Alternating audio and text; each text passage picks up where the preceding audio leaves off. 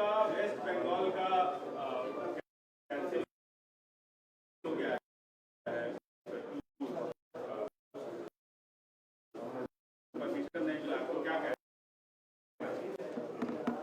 नहीं, मेरा कहना यह है कि टीएमसी पार्टी के जो एमपीज हैं वो लोकसभा राज्यसभा में बड़ी बड़ी बातें करते हैं फ्रीडम ऑफ एक्सप्रेशन की, कॉन्स्टिट्यूशन की, डिसेंट के बारे में, मगर इनका ये दो चेहरे हैं उनके।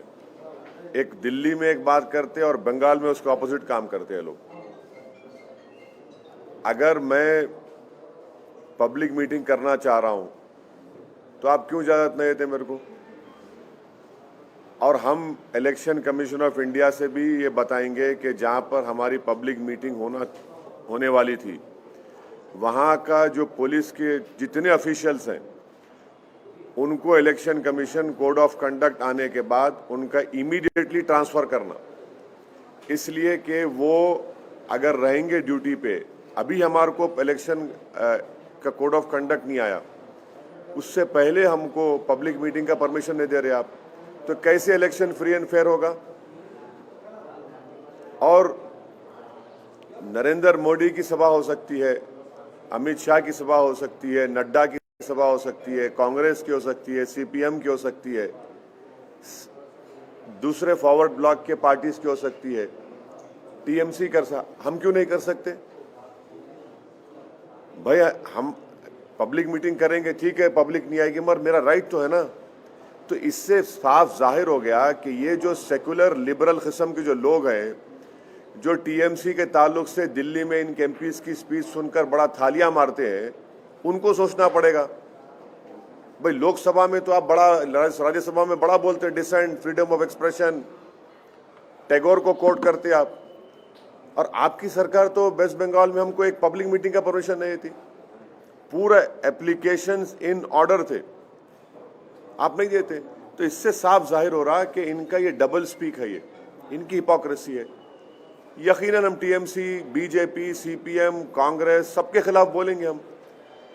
और ये पार्टीज ये नहीं समझ रही है कि मुस्लिम माइनॉरिटी में, खास तौर से यूथ में एक चर्निंग है, एक डिजायर है कि हमारा पॉलिटिकल रेलेवेंस हो, हमारी एक पॉलिटिकल लीडरशिप बने, जो हमारे डेमोक्रेसी के लिए बहुत अच्छा है।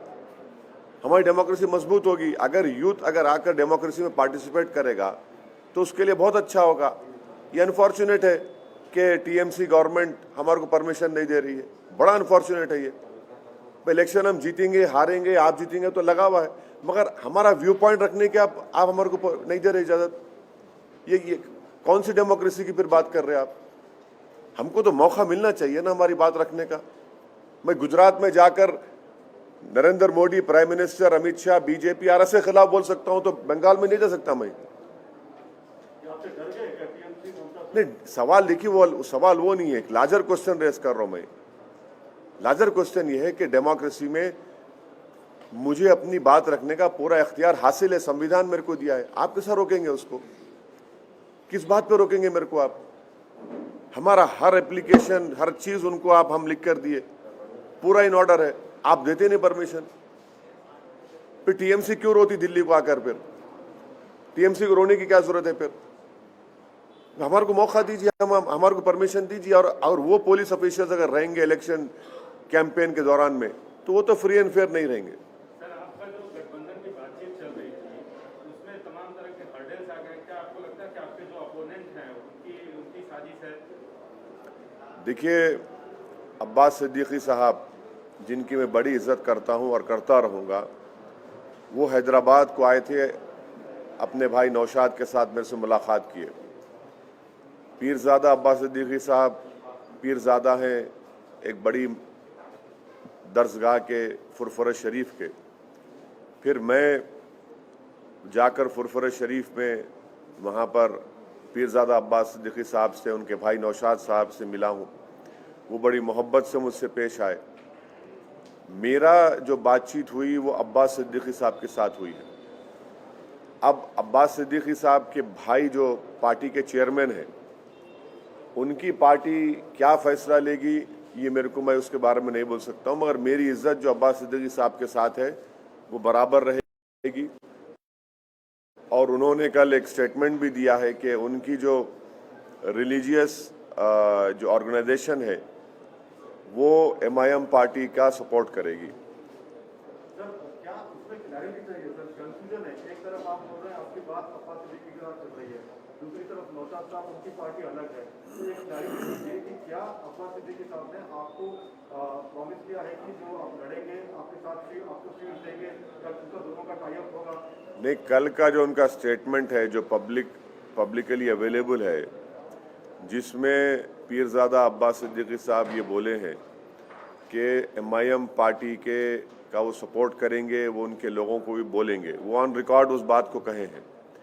अब आगे क्या होता है तो ठहरिए देखिए क्या होता है, देखते हैं। तो आपको क्या डर है कि जो CPM कांग्रेस इनके साथ बातचीत उनकी चल रही है तो कहीं एक बात सुनिए, कहाँ है वोट कांग्रेस का CPM का? अगर कांग्रेस का CPM का वोट होता तो बीजेपी 18 पार्लियामेंट सीट जीत पाती। CPM कांग्रेस का वोट कहाँ है? ये तो पूरा भाग गया है बीजेपी में। और अगर ये अच्छे होते तो बीजेपी जीतती थी वहां पर। तो जहां पर TMC रिस्पॉन्सिबल है बीजेपी के विरोध के लिए, वहीं पर कांग्रेस CPM भी रिस्पॉन्सिबल है। और कांग्रेस पार्टी का तो माशाल्लाह आप देख लिए गुजरात में क्या हुआ, कुछ नहीं रहा। सियासत की जमीन तो साफ हो गई तो इसलिए पानी में कूद जा रहे हैं। नहीं, मैं किसी का नाम नहीं ले रहा हूं भाई। सियासत की जमीन जब साफ हो जाती है तो जमीन मिल नहीं रही आपको, तो आप पानी में कूद जा रहे हैं। कूदिए पानी में, डूबेंगे वहां भी, यहां भी डूब गए जमीन पे, पानी में भी डूबेंगे आप। वो ठीक है, वो क्या क्या करते कर लीजिए, उनका जाती फेल है। मगर कांग्रेस का कहाँ है? कांग्रेस का वोट कहाँ है भाई? अहमदाबाद जैसी सरजमीन पर सिर्फ 20 दिन के कैंपेन में हम लोग 7 सीट जीतते हैं, और जो 15 सीट हारे वहां पर सब्सटेंशियल नंबर ऑफ वोट्स हम लोग लिए। वो तमाम के तमाम लोग बोलते कांग्रेस का बड़ा गढ़ है। हम बोले ठीक है, हम गढ़ में जाके हम लड़ते, हर एक के गढ़ में जाते हैं। हम दंगल में गए, जीते वहां पर। और मैं शुक्रगुजार हूँ अहमदाबाद के तमाम वोटर्स का, वहाँ के हमारे साबिर साहब का, पार्टी के प्रेसिडेंट का, भट्टी साहब का, उनकी पूरी टीम का, साबिर साहब के, और हम लोग जीते वहाँ पर। तो कांग्रेस का वोट कहाँ है? किधर है? कौन सी दुनिया में है? कहाँ है कांग्रेस का वोटर? CPM लेफ्ट फ्रंट कहाँ है? किधर है? अब खाली CPM का रेलेवेंट है वो केरला में है, वो मानते उस बात को, और हो सकता है कि वहां पर टफ मुकाबला देंगे वो, मगर दूसरी जगह कहाँ है CPM है? कोशिश कर रहे हैं ना सर, CPM कांग्रेस अब्बास सिद्दीकी के साथ बात कर रहे हैं। अब वो देखिए, अब मैं अब्बास सिद्दीकी साहब की इज्जत करता हूं और करता रहूंगा। उनका स्टेटमेंट भी कल का अवेलेबल है। अब देखिए आगे क्या होता, फिर डिसाइड करेंगे। राहुल गांधी ने ये स्टेटमेंट दिया है कि नॉर्थ में पॉलिटिक्स अलग हो रही है और साउथ में लोगों को इश्यूज में काफी इंटरेस्ट है, तो क्या करें? देखिए मैडम, ये जो है ना, ये उनका स्टेटमेंट है, उनसे पूछिए आप। उनके पार्टी वाले भी तो यही कह रहे हैं कि ये इसका एक्सप्लेनेशन हम नहीं दे सकते, सिर्फ राहुल गांधी को भी। हाँ, तो असदुद्दीन ओवैसी कैसे देंगे? जब उनकी पार्टी नहीं समझ सक रही उनको, मैं कैसे समझूंगा उनको? भाई उनकी पार्टी में रहने वाले उसका एक्सप्लेनेशन नहीं दे रहे तो क्या ओवैसी देगा? कहाँ का देगा वो? इसीलिए देखिए, कांग्रेस पार्टी का बुरा हाल है। कांग्रेस पार्टी कंफ्यूजन के स्टेट में नहीं है, बल्कि कोमोटा स्टेज में आ चुकी है अभी। तो ना फिर आप अमित शाह को क्यों दे रहे परमिशन? फिर बीजेपी को क्यों दे रहे? हमको भी दो परमिशन। आप परमिशन नहीं देने क्यों नहीं दे रहे आप? मेरे को अपनी बात रखने का हक, इख्तियार हासिल है।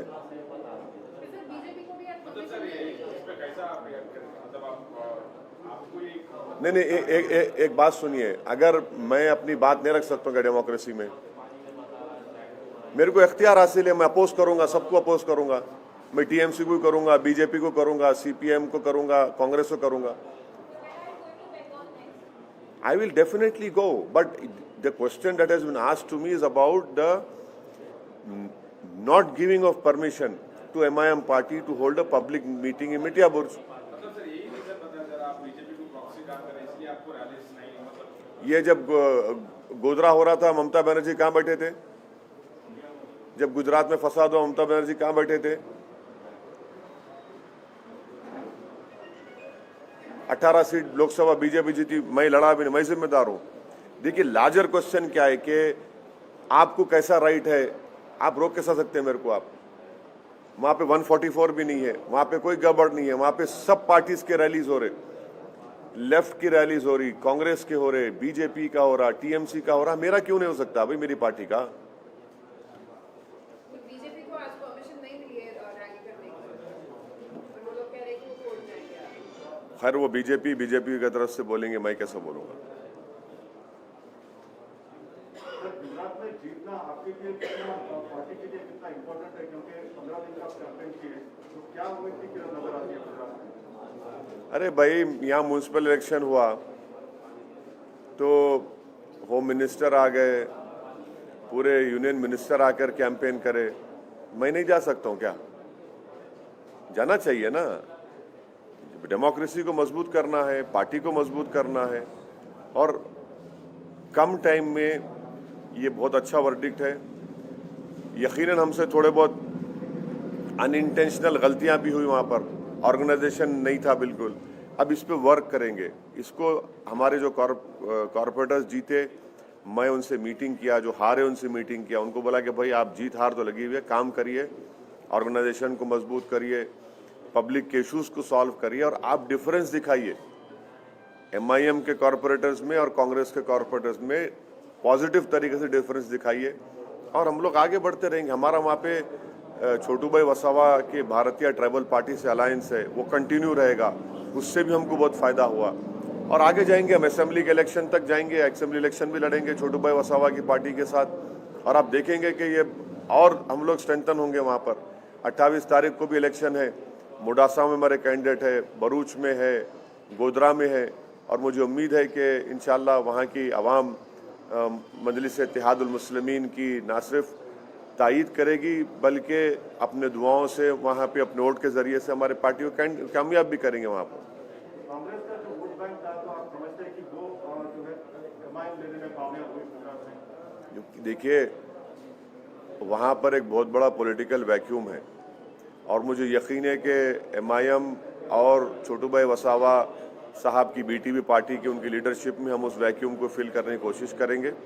ये एक बहुत बड़ा चैलेंज भी है, मगर हमारा प्राइमरी पॉलिटिकल ऑब्जेक्टिव भी है कि उस पॉलिटिकल वैक्यूम को हम फिल करेंगे और आगे बढ़ेंगे। राहुल गांधी ने पिछले दिनों एक स्टेटमेंट दिया था, नॉर्थ साइड जो है कि साउथ के लोग ज़्यादा पॉलिटिकली जो है एक्टिव है नॉर्थ का, स्टेटमेंट को आप कैसे देखते हैं सर? नहीं, अमेठी हार गए सो गम है, शायद उनको तकलीफ है, पेट में दर्द अभी भी है कि खानदानी विरासत में जो चीज़ मिली वो उनके हाथ से निकल गई, तो शायद वो बेचारे दिल की बात जबान पे आ ही गई। अगर वो जीत जाते तो शायद ये बात नहीं करते। अब हमको आप बोलते कि हम डिवाइसिव हैं, हम लड़ाते भाषण के जरिए से, अब आप लोग तो पूरे खामोश बैठे हैं। ये जनियाधारों की कॉन्स्पिरेसी है कि उनमें से कोई बोले तो सब खामोश, और हम बोले तो आसमान सर पे उठा लेते आप। ये तो ठीक नहीं है साहब। जाएंगे मैडम, बंगाल बराबर जाएंगे, वहाँ पर लड़ेंगे, मुकाबला करेंगे। हमारी ऑलरेडी हमारी टीम वहाँ पर काम कर रही है और अच्छी तरीके से ग्राउंड पर काम कर रही है। और देखिए आगे हम बढ़ते हैं, कैंडिडेट्स की जो कॉन्स्टिट्यूंसीज भी आइडेंटिफाई करें, वो एक लिस्ट हम हमारे नौशाद साहब और पीरजादा अब्बास साहब को भी हमारे पार्टी के लोग दिए हैं, वो कॉन्स्टिट्यूंसीज की लिस्ट उनको दिए हैं। आगे देखिए क्या होता है। महाराष्ट्र में भी इसी करे थे गलती कांग्रेस पार्टी। इसी सवाल में पूछना है सर, क्या कोई लीगल बात अपनाएंगे कुछ इस तरह से आपको अगर रोका जा रहा है तो आप कौन सा रास्ता? नहीं, देखिए हम तो जहां एप्लीकेशन दे रहे वहाँ के पुलिस के ऑफिशियल से हम अर्नेस्ट रिक्वेस्ट कर रहे कि आप प्लीज़ हमको मौका दीजिए, क्योंकि जब कोड ऑफ कंडक्ट आ जाएगा, आपका ये हमारा एप्लीकेशन एक्सेप्ट नहीं करना और एक्सेप्ट करके परमिशन नहीं देना without any valid legal reason, we will definitely you are compelling us to make an application to Election Commission of India that such and such police officer being at that post, if he is there during election, the elections will not be free and fair. And that will be, we don't want that to happen.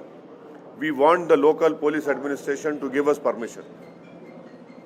Because if you are not giving us permission, how can the election be free and fair?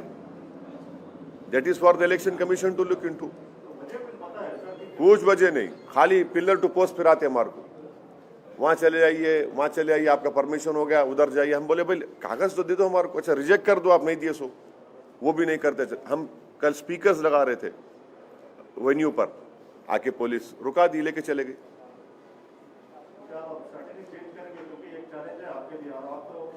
देखिए प्रसाद साहब, जीत हार तो election में लगी भी है। मैं जब तक पार्टी का जिम्मेदार हूं, मैं इलेक्शन लड़ता रहूंगा। मैं जीतूंगा भी हारूंगा भी, तो उसमें क्या करें भाई, मेरी बात तो रखना चाहिए ना मेरे को। भाई ये हमारा क्वेश्चन ये तमाम ये सेकुलर लिबरल इलीट से है, जो बड़ा खुश होते टीएमसी के बातों को। अब जरा मुंह खोलो ना, अब मुंह खोलो ना भाई आप, मगर मेरे को राइट तो मिलना चाहिए ना मेरे बात रखने का।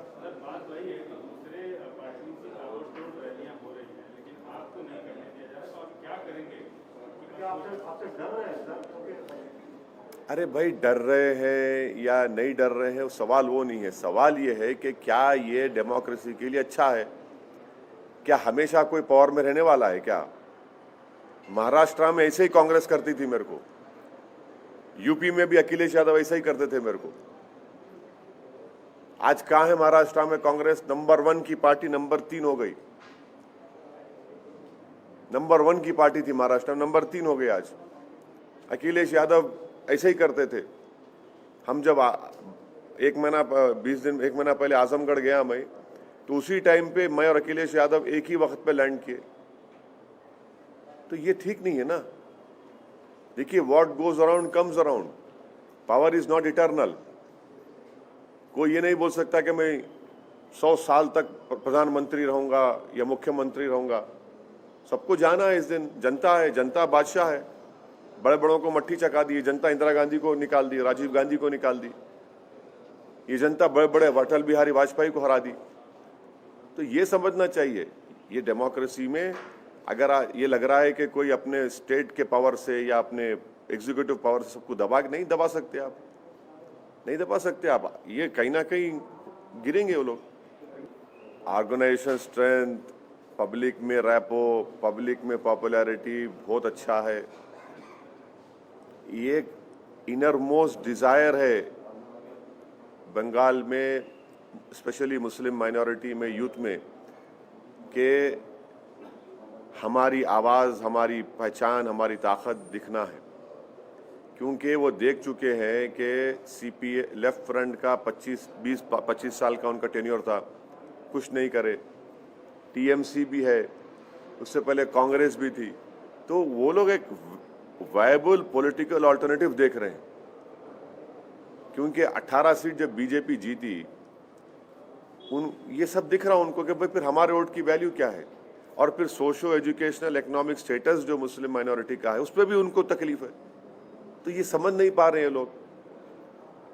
सीपीएम लेफ्ट का, कांग्रेस का, तो कहाँ है वोट, कहाँ है उनका, किधर है वोट उनका?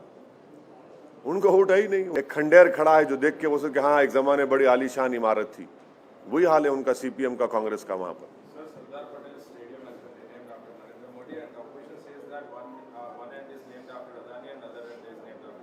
हाँ, so what, will Times now carry ads from Adani or Reliance or not? You tell me. No, you tell me how ethical it is your question. I am replying to you. I am not. आप बोलिए, आप लोग क्या करेंगे? चलिए, गनीमत cricket का नाम तो क्रिकेट है अब तक। गुजरात के स्टेडियम का नाम नरेंद्र मोदी लगाया गया है। हाँ,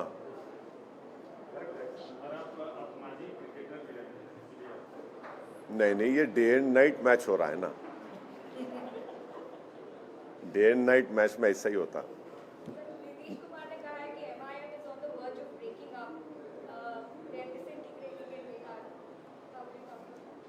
बिल्ली के ख्वाब में छिछड़े होते, नीतीश कुमार को ये बात याद रखना चाहिए कि हमारी लड़ाई सीमांचल की इंसाफ की लड़ाई है। वो अकेले हमारी लड़ाई नहीं है, ना हमारे 5 एमएल के, सीमांचल के पूरी जनता की लड़ाई हम लड़ रहे हैं। नीतीश कुमार खुद कमजोर हो चुके हैं। वो बीजेपी के बैसाखियों के सहारे पर मुख्यमंत्री बने बैठे हैं। हमको नीतीश कुमार से सिर्फ यही बोलना है कि आप सीमांचल से इंसाफ करिए, सीमांचल को स्पेशल स्टेटस दीजिए, पूर्णिया को बिहार का सेकंड कैपिटल बनाइए, पूर्णिया के एयरपोर्ट का काम करिए। सीमांचल में जब बारिश होती है तो ज़मीन के कटाव के लिए वहाँ बांध का इंतज़ाम कराइए, डैम बना जो करना है उसका कराइए। जो वहाँ पर डिग्री कॉलेजेस नहीं है उन डिग्री कॉलेजेस को खोलिए, एजुकेशन का इंतज़ाम करिए। हमारी लड़ाई सीमांचल की लड़ाई है। तो नीतीश कुमार से हम बहसती मुख्यमंत्री ये बोल रहे हैं, उनको करना चाहिए। और अगर नीतीश कुमार सीमांचल से इंसाफ नहीं करेंगे तो हम सीमांचल की जनता में हम जाकर खड़े हो जाएंगे और सीमांचल की जनता को लेकर हम प्रोटेस्ट करेंगे। क्या वजह बताई गई है उसमें और आपका क्या देखना? देखिए, आप थोड़ा देर से आए तिवारी साहब। मैं इस सवाल का जवाब दिया हूँ। वो ये है कि मैं मानता हूँ कि मेरे को परमिशन नहीं देना ये संविधान के लिए, डेमोक्रेसी के लिए बहुत अच्छी चीज़ नहीं है। और टीएमसी की सरकार जो एमआईएम पार्टी को पब्लिक मीटिंग नहीं करने का जो कोशिश कर रही है, हम सिर्फ उन सेकुलर लिबरल इलीट से ये पूछना चाह रहे हैं कि जो टीएमसी के एमपीज के भाषण पर दिल्ली में बड़े थालियां मारते हैं, अब थाली बजाइए।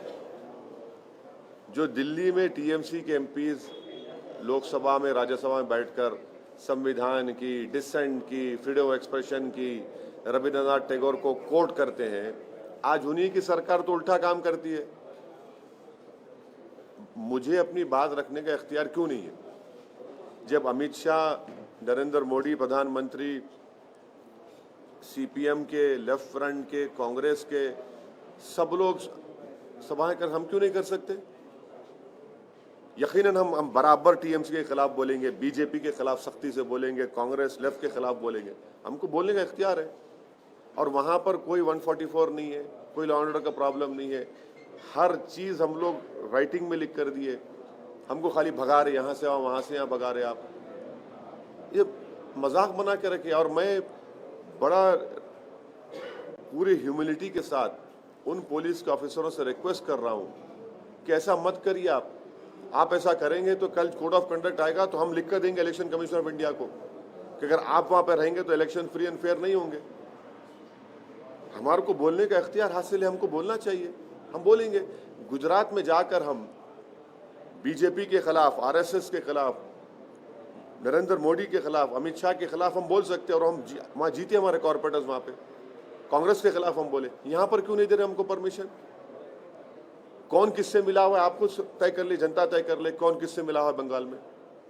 सर, आपने कहा कि आप कांग्रेस के खिलाफ बोलेंगे, लेफ्ट पार्टी के खिलाफ बोलेंगे। आपके जो सहयोगी हैं, जिनके अगुवाई में, जिनके नेतृत्व में आप वहाँ पर बंगाल में चुनाव लड़ने वाले हैं, वो तो कांग्रेस और लेफ्ट के साथ। वो उनकी पार्टी क्या डिसाइड करती है वो उनसे पूछिए।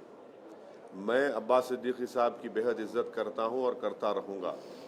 अब्बास सिद्दीकी साहब का मैं शुक्रगुजार हूँ कि वो हैदराबाद आए, मुझसे मुलाकात किए, मेरे को बहुत मोहब्बत से हमसे पेश आए। फिर हम फुरफुरे शरीफ गए, उस हज़रत अबू बकर सिद्दीक रहमतुल्लाह अलैह के आस्थाने पर गए। वहाँ पर अब्बास साहब और तमाम पीरजादे से हमारी मुलाकात हुई।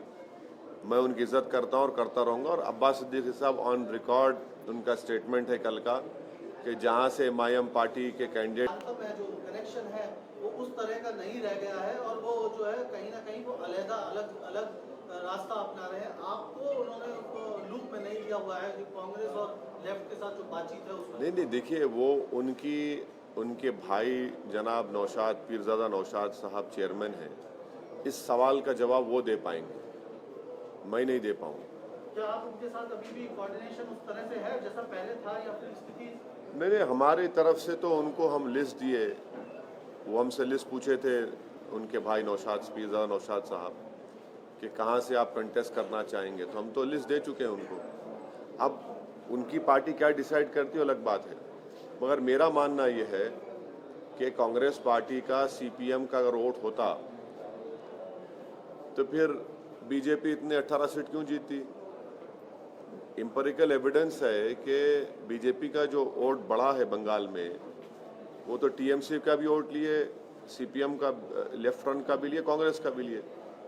और बंगाल में मेरी ओपिनियन में वहाँ के मुस्लिम माइनॉरिटी में स्पेशली और यूथ में एक चर्निंग है, एक डिज़ायर है कि हमारी एक पॉलिटिकल प्लेटफॉर्म हो, क्योंकि वो लोग इस बात को महसूस कर चुके हैं कि सीपीएम लेफ्ट फ्रंट का 20 साल से ज़्यादा उनकी सरकार रही, कोई चेंज नहीं आया। उससे पहले कांग्रेस की थी, कुछ चेंज नहीं आया। अब टीएमसी है, तो वो लोग एक वायबल पॉलिटिकल अल्टरनेटिव प्लेटफॉर्म की तलाश में है और वो वैक्यूम है और एमआईएम पार्टी कोशिश करेंगी उस वैक्यूम को फिल करने की। सर एक लास्ट, अगर वो अब्बास सिद्दीकी साहब कांग्रेस और लेफ्ट के साथ जा रहे हैं, जैसे कि क्या एमआईएम भी उनके साथ इस उसमें है, क्या उस पोजीशन में एमआईएम भी पार्टिसिपेट? देखिए अगर कोई पार्टी उस बात का फैसला करके बताती है, आप जब आकर मुझसे पूछिए। अब ये अगर और मगर के दरमियान में मैं कुछ जवाब नहीं दूंगा। ऑफिशियल कम्युनिकेशन हुआ है आपके साथ? कुछ मेरे साथ कोई ऑफिशियल कम्युनिकेशन नहीं हुआ है। मैं ऑन रिकॉर्ड आपसे कह रहा हूं कि जनाब पीरजादा नौशाद साहब को हमारी पार्टी की तरफ से वो असेंबली कॉन्स्टिट्यूंसीज की हम लिस्ट दे चुके हैं जहां पर हम इलेक्शन लड़ना चाहते हैं, वो लिस्ट उनके पास है। अब वो सब तफसील आपको नहीं, उतना काफ़ी है। सर जिन सीटों पे एमआईएम के कैंडिडेट आपने लिस्ट दी है, क्या उन सीटों पे इंडियन सेकुलर फ्रंट के उम्मीदवार नहीं होंगे, ये एश्योरेंस आपको मिला है अभी?